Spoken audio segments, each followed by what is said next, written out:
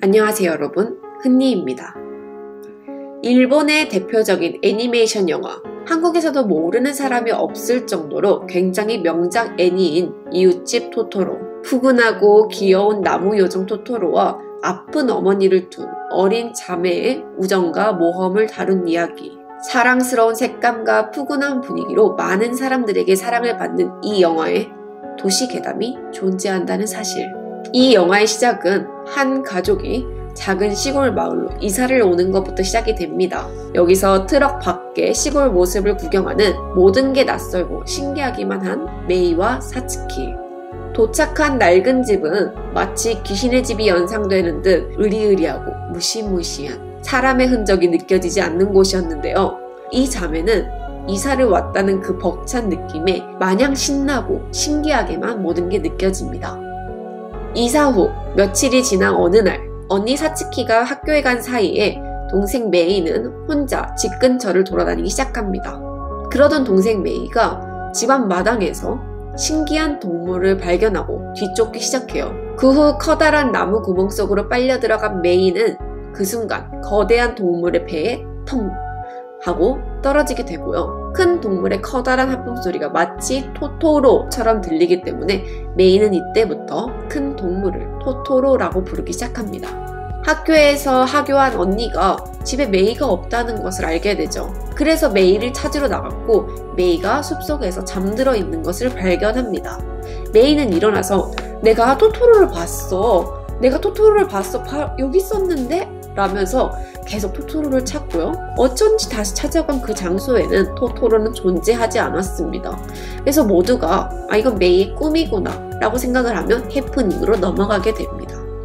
그러던 어느 날 이제 시골 생활이 조금 적응이 돼가고 있을 와중이었는데 병원에 입원한 엄마가 외출을 앞두고 갑자기 감기로 증세가 악화되어 외출이 미뤄졌다 라고 하는 연락을 받게 됩니다.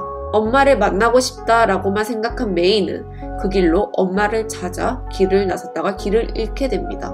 기다려도 동생이 오지 않자 놀란 사츠키는 토토로에게 도움을 요청하고 그 부름과 응답을 듣고 신기한 고양이 버스를 타고 결국 동생 메이를 찾게 된 사츠키.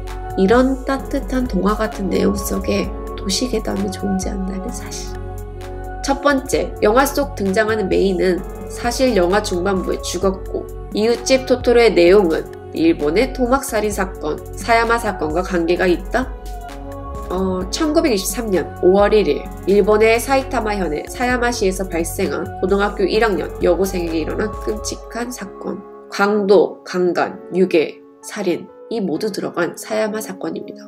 우연인지 의도된 것인지 정확히 알 수 없지만 영화 이웃집 토토로의 배경지인 사이타마현의 토코로자와시는 사야마 사건이 일어난 사야마시와 굉장히 근처로 불과 8km밖에 떨어지지 않습니다. 당시 사야마 사건과 마찬가지로 동생에게 일어났다는 점, 언니가 동생을 찾아 백방으로 뛰어다녔다는 점, 이런 점들이 굉장히 유사하다라고 볼 수 있고 과거 사야마 사건의 발생이라였던 협박장 내용을 들어보면 아이를 살리고 싶으면 내일 자정까지 20만엔을 준비해서 지정된 장소로 가지고 오라. 이 협박장을 본 둘째 언니는 현금으로 가장한 위조 지폐를 들고 지정된 장소인 사야마시의 사노야 호텔 앞에 범인을 기다립니다. 새벽 0시 15분 저 멀리서 범인의 모습이 보여요. 현장에 도착한 범인과 언니는 일정 간격을 유지하며 큰 소리로 이야기를 합니다. 이때 범인과 언니는 약 12분 정도 대화를 하였는데요. 대화 속에서 경찰에게 언니가 이 사실을 알렸다라고 하는 것을 알게 된 범인은 그대로 도주를 하게 됩니다. 오전 10시경 언니는 보리밭에서 동생을 만나게 됩니다. 이 일화랑 같이 비교해 보았을 때 언니가 토토로에게 큰 소리로 이야기하는 장면과 언니가 범인에게 큰 소리로 이야기했던 장면이 오버랩이 된다 라고 하는 의견이 굉장히 많았습니다.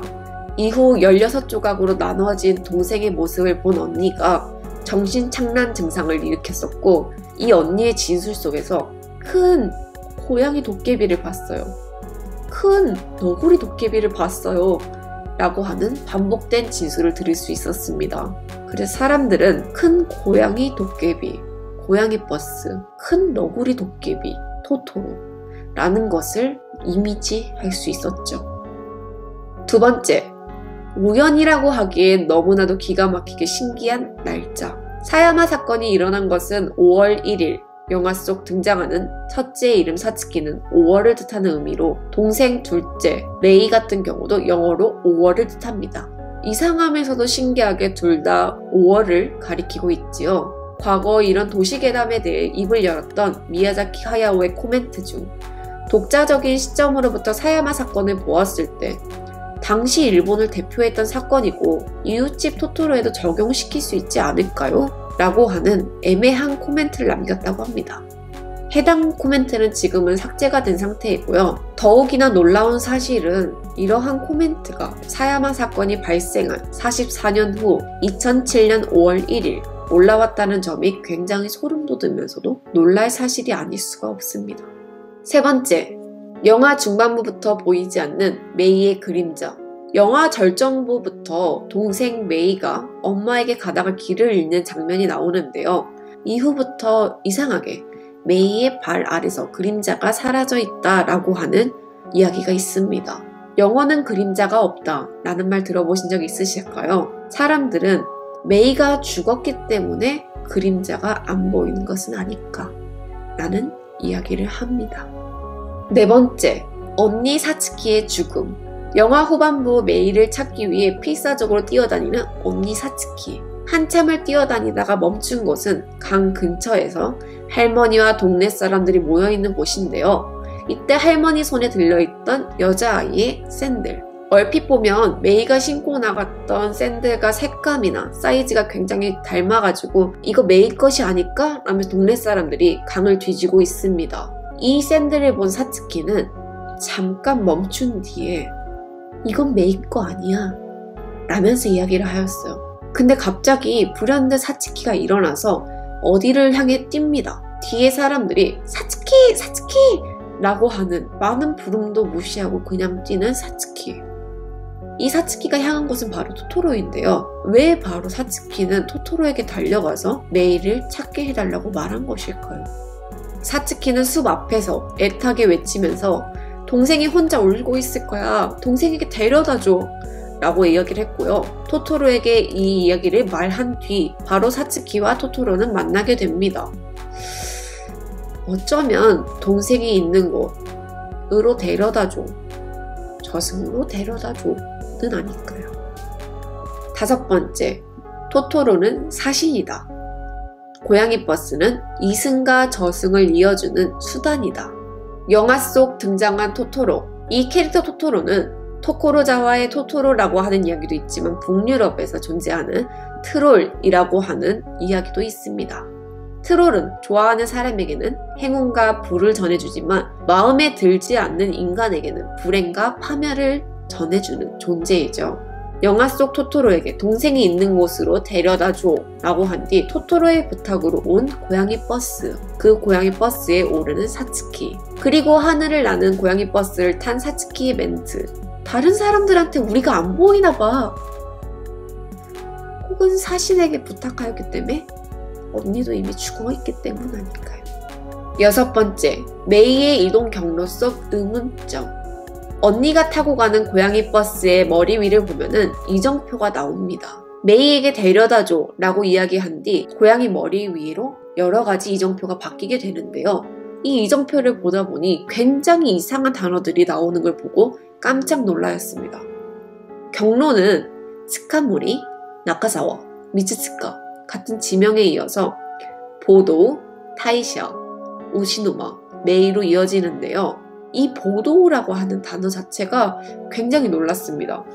이 보도우는 무덤으로 통하는 길이라고 하는 일본어로서 그냥 그 한자 그대로 구글에만 검색해봐도 옛 유적지인 무덤 사진들이 굉장히 많이 나오는 것을 알 수 있었어요. 또 타이샤, 이거는 그냥 저명한 신사를 뜻하는 얘기로 뭐 메이가 이곳에 갔을 수도 있고 지나쳐 갔을 수도 있고, 그리고 우시누마, 이 우시누마는 사이타마현 토코로자와시 근처에 있는 실제 지명입니다. 그래서 만약에 작가가 이 우시누마를 모티브로 하여서 이야기를 하고자 하는 거였다면 이거는 엄마가 위치하고 있던 병원과 정반대로 떨어진 북쪽으로 한참 떨어진 곳으로 이거를 미루어 짐작했을 때 메이가 가는 길을 몰라서 길을 잃었던 것은 아닐까 라는 의심을 해볼 수도 있죠. 그 다음에 카와라. 이 카와라라는 것이 지명일 수도 있지만 검색 결과 나오진 않았습니다. 그래서 찾아본 게 일본어의 의미인데요. 이 일본어로 카와라라고 하는 것은 모래자갈밭, 강변을 이야기하며 한자 하나하나 따져보면 강, 시내, 들, 벌판을 의미합니다. 어쩌면 작가가 만들어낸 허구의 지명일 수도 있지만 어쩌면 동네 사람들이 모여있던 연못의 이름 혹은 연못이라는 것을 이미지적으로 조금 더 깊게 생각하자면 땅, 구덩이, 구덩이에 고인 물인 것처럼 연상이 되지요. 아까 등장한 우시누마의 한자 누마가 뜻하는 것은 늪이라는 단어로 혹시 메이가 있던 곳이 늪은 아니었을까? 라는 추측도 해볼 수 있습니다. 그 후 마지막 메이가 있던 장소는 육지장 앞이었는데요. 육지장이라고 하는 것은 각각의 중생의 고뇌를 구한다 라고 하는 6 지정보살인데요. 이 6 지정보살 앞에서 메이는 쉬면서 울고 있었습니다. 근데 특이하게 여기서는 지명이 나오지 않았어요. 그리고 또한 지명은 없지만 이 뒤에 등장한 육지장에 대한 일본의 유래가 있는데요. 바로 부모보다 먼저 이승을 떠나는 아이, 부모에게 버림받아 죽은 아이. 이런 아이들은 죽어가지고 산즈노 가와라고 하는 이승에서 저승으로 건널 때 건너는 강 앞에서 부모를 위해서 탑을 쌓는다고 합니다. 엄마 아빠 내가 먼저 가서 미안해요. 죄송해요. 부디 행복하세요. 라는 이야기를 하면서 아이가 탑을 쌓기 시작합니다. 이 탑이 다 쌓아질 때쯤 저 멀리서 악기가 날라와서 그 탑을 쓰러뜨리고 아이는 다시 탑을 쌓고 몇 번의 탑쌓기를 반복하던 아이는 손이 피투성이가 되고 이때 아이가 엉엉 울기 시작하면 지정보살이 나타나서 아이를 안고 등을 토닥이며 괜찮다, 괜찮다 라고 하는 이야기가 있습니다. 그래서 메이가 앉은 곳, 사츠키가 메이를 찾은 곳, 바로 이곳이 명계의 입구가 아닐까라고 하는 의심을 해볼 수 있습니다. 그리고 마지막, 엄마가 있는 병원은 실존하는 곳이며 엄마의 죽음 또한 임박한 것이 아닐까. 엄마가 있는 병원은 토쿠로자와에서 3시간이 떨어진 곳으로 실제 영화에서는 시치고쿠 야마 병원과 백십자 병원을 모티브로 제작하였다고 합니다. 이 병원은 위치적으로 붙어 있으면서 현재까지도 운영하고 있는 병원인데요. 호수가 근접해 있고 녹지가 풍성하고 공기가 좋은 것으로 유명한 병원인데요. 1950년대까지 결핵 말기 환자들이 실제로 요양했던 병원으로 당시에는 연간 6만에서 9만 가까이 되는 사람들이 결핵으로 인해서 죽을 만큼 굉장히 무시무시하고 걸리면 정말 안 되는 병 중에 하나였다고 합니다. 이때 엄마 또한 이 병원에 있었다는 점, 아이들과 아빠가 공기 좋은 동네로 이사를 오는 이유, 영화 속 시대적 배경이 1950년대를 가리키고 있다는 점을 바탕으로 엄마가 걸렸던 병은 결핵이 아니었을까 라는 짐작을 해볼 수 있고, 마지막 장면에서 아버지가 어머니를 문명 가서 둘이서 이야기하는 장면이 나옵니다. 근데 이때 창밖에서 메이랑 사츠키가 나무에 걸터 앉아서 엄마 아빠를 아래로 내려다보며 굉장히 행복하고 즐거운 미소를 지으면서 둘이 도란도란 이야기를 하는데요. 이 둘은 금방이라도 들릴 것 같은 굉장히 가까운 거리에 앉아 있었어요. 근데 엄마 아빠는 이 둘의 소리를 듣지도 못하고, 또 메이가 계속 들고 다니는 옥수수에다가 어머니에게 라고 적어서 창가에다 올려놓습니다. 근데 어찌된 일인지 엄마 아빠는 그 창가 바로 옆에 있었음에도 불구하고 메이가 왔다 간 것을 보지 못합니다. 이후 엄마의 멘트를 들어보면 왠지 저 나무 위에서 아이들이 웃고 있는 것 같아 라는 뭉뚱그린 이미지를 이야기하는데요.